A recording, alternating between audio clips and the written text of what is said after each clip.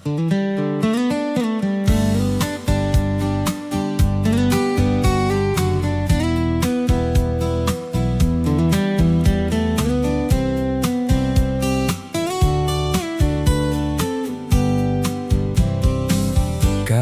ន់ចប់កាដូក្នុងដៃជូនស្រី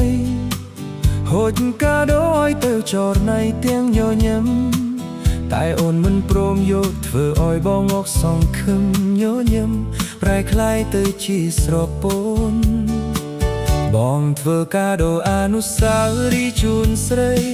គ្មានបំណងចង់ទៅយកអ្វីពីអូនព្រោះបងគិតថាវាស័ក្តិសមសម្រាប់ពើមាសស្ងួនតែអូនបែបប្រកែកមិនទទួលកាដូបងឲ្យទៅស្រីដោយក្តីស្មោះត្រង់ពីបេះដូងអូនមិនទទួលហើយបែកខ្នងធ្វើប្រងើយមិនព្រមទទួលព្រោះអ្វីសូមស្រីមេត្តាប្រាប់ចំឡើយឬមួយអូនគិតថាគ្មានតម្លៃ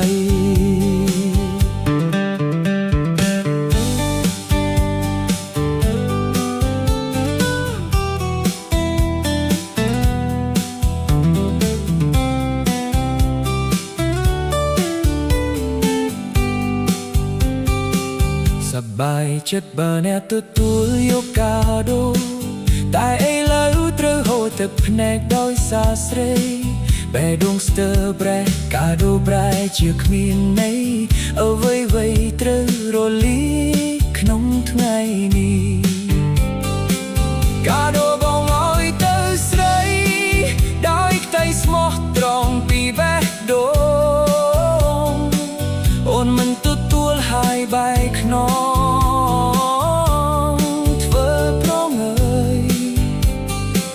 មិនព្រមទទួលព្រោះអ្វី